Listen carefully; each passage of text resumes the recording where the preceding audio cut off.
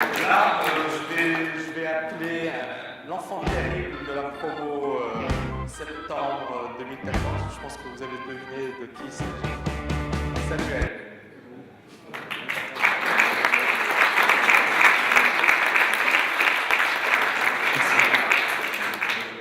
Voilà, le fameux Samuel qui poste combien de traits par jour?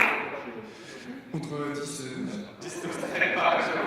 Et tous excellents. Tous excellents. Bravo Samuel. Ça me fait très plaisir que tu sois là.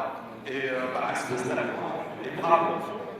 Alors, c'est vrai qu'effectivement, il n'a pas encore fini son année, mais on peut dire qu'il a mérité son diplôme à Samuel ou pas?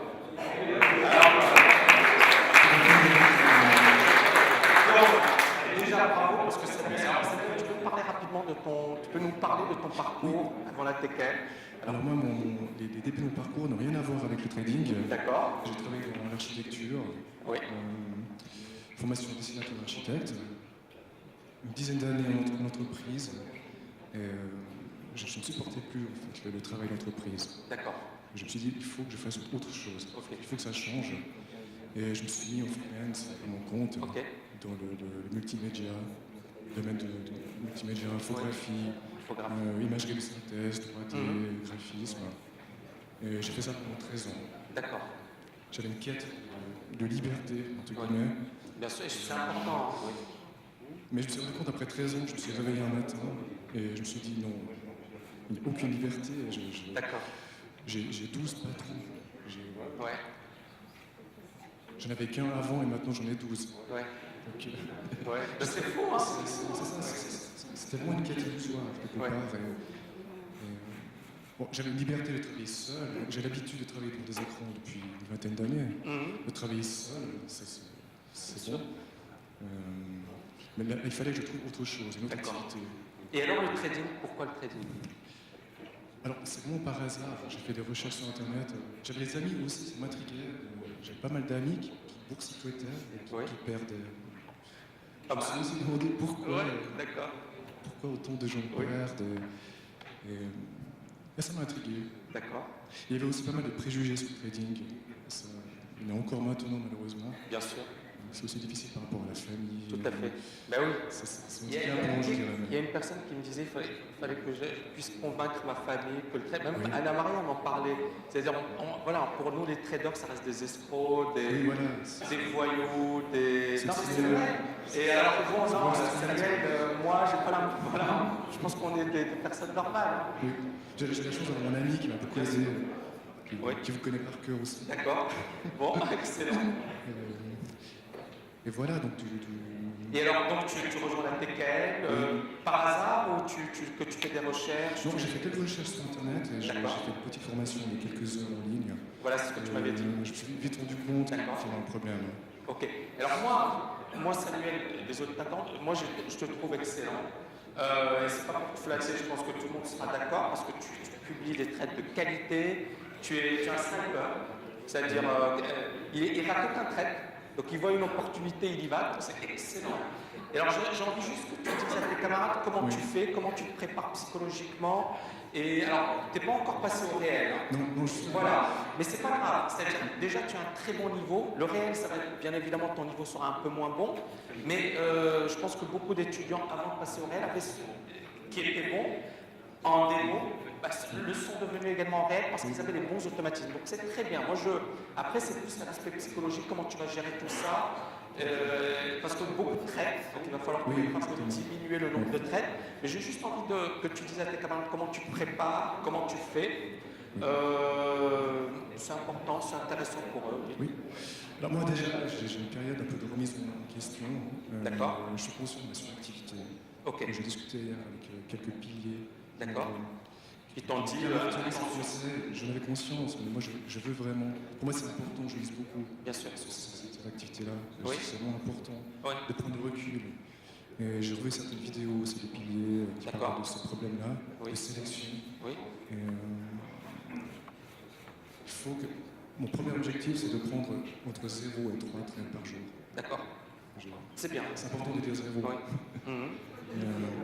C'est vrai que j'étais plutôt sur le scalping, mais je veux vraiment tenir les mouvements. C'est pour ça que je vais me reconcentrer sur Forex uniquement pour l'instant, pour ne pas brûler les étapes. Bien sûr. C'est très important. Ouais. J'ai passé 10 mois à déjouer les pièges de Forex. D'accord. Donc tu le comprends bien, tu le connais bien, oui. Quitte à faire des US plus tard. Je sais que je ferai des US plus tard. Déjà pour le créneau horaire, qui est très intéressant. Mais je vais faire peut-être comme Maher l'a fait, jusqu'au bout avec le Forex. Je pense passer au réel pour la semaine prochaine. Super. Voilà. Dès que je serai régulier au Forex, je pense en septembre. Là, je vais prendre les US pour m'attaquer. Excellent. C'est possible d'information pour les US. Vraiment, je ne vais pas me mettre la pression. D'accord. C'est paradoxal, je devrais me mettre la pression quelque part pour pouvoir vivre cette activité, mais je ne peux pas trop y penser. C'est important, oui, c'est important parce que je sens déjà que tu as une détermination. C'est-à-dire, et c'est ça ce que Samuel a souvent exprimé dans ses messages, je sens que tu es déterminé à devenir un bon trader. On le sent. Et tu le dis, et tu dis, pour moi, c'est absolument, c'est presque, je dois devenir bon.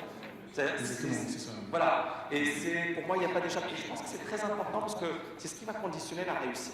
C'est-à-dire que si effectivement on se dit, oui, voilà, l'apéro, je suis personne.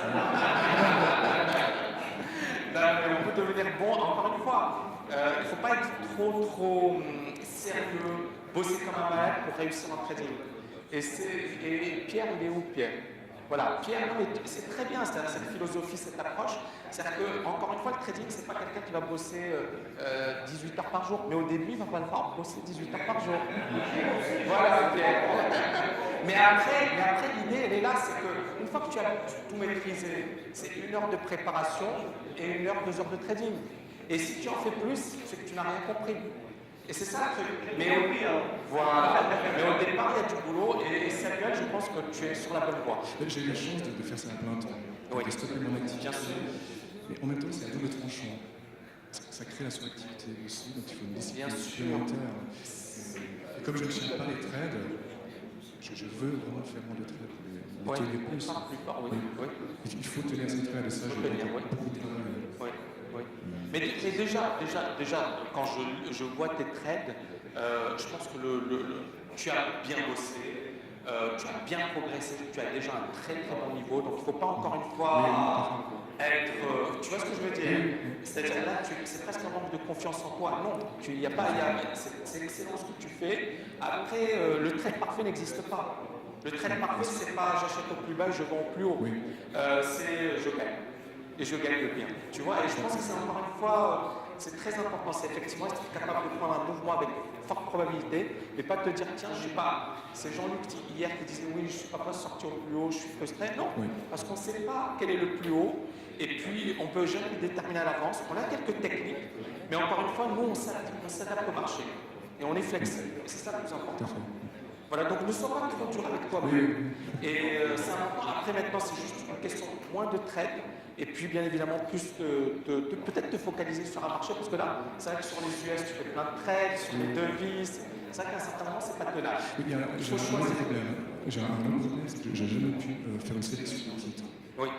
J'ai toujours suivi toutes les paires. Je n'arrivais pas à choisir des paires, comme vous l'avez souvent conseillé. Mais pour moi, c'est super important.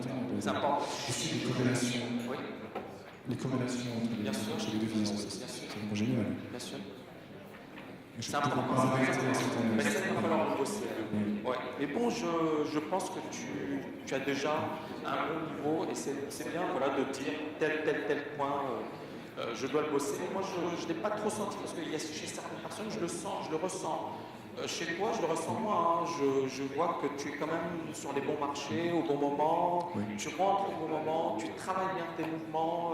Non, moi je pense après, c'est juste une question du passage au réel, l'aspect pratique, et puis bien évidemment l'aspect psychologique, comment tu vas gérer ça. Et puis c'est très intéressant ce qu'a dit Samuel, il a parlé de, voilà, on est sur les marchés, donc il se consacre au marché, le problème de la suractivité. Et c'est vrai que quand, par exemple, quelqu'un a un travail, il se dit j'ai 2 heures, 3 heures à consacrer. Donc il faudrait presque que tu fasses la même chose. Dire, voilà, pendant j'ai un créneau horaire pour trader le matin, un créneau horaire pour trader le soir, et ensuite faire autre chose. Du sport, te changer les idées. Tu vois ce que je veux dire? Et ça, c'est souvent difficile, mais il faut s'imposer une organisation et une structure, effectivement, même de travail. C'est J'ai important. une phase un peu d'apprentissage US Forex parallèle. Forex le matin et US l'après-midi. Ça, c'est assez épuisant. Oui, c'est épuisant, c'est épuisant. À un certain moment, déjà, rien que René, déjà, rien que les US, c'est fatigant. Déjà, rien que travailler sur les US, c'est fatigant. Et si en plus vous faites le Forex, les indices et le Forex, là, c'est... Voilà, mais en tous les cas, est-ce que vous avez des questions à poser à Samuel? Oui, Gilbert. J'ai plusieurs écrans. Pour moi, je ne pense pas que plus d'écrans. Pour moi, personnellement, ça me convient très bien. 3 écrans. D'accord, 3 écrans. Non, non, mais c'est... Par contre, des fois, j'aurais envie de zoomer sur les graphiques à certains moments. Oui, oui. C'est un peu de réflexion. On en reparlera demain. Je sais pas, tu seras là? Oui, super. Oui.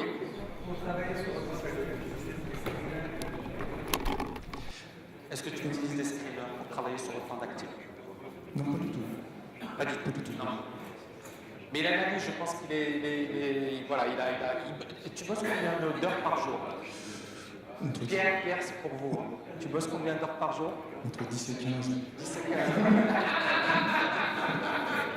Ouais, c'est une habitude que j'ai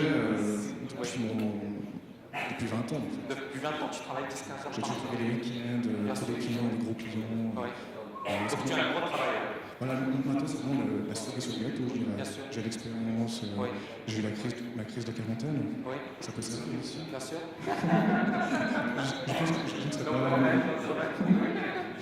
C'est pour ça que je suis là. D'accord. Maintenant c'est que du beurre. Il faut continuer, persévérer. Excellent. Et content d'être à la BKF. Très Merci. content. Yes.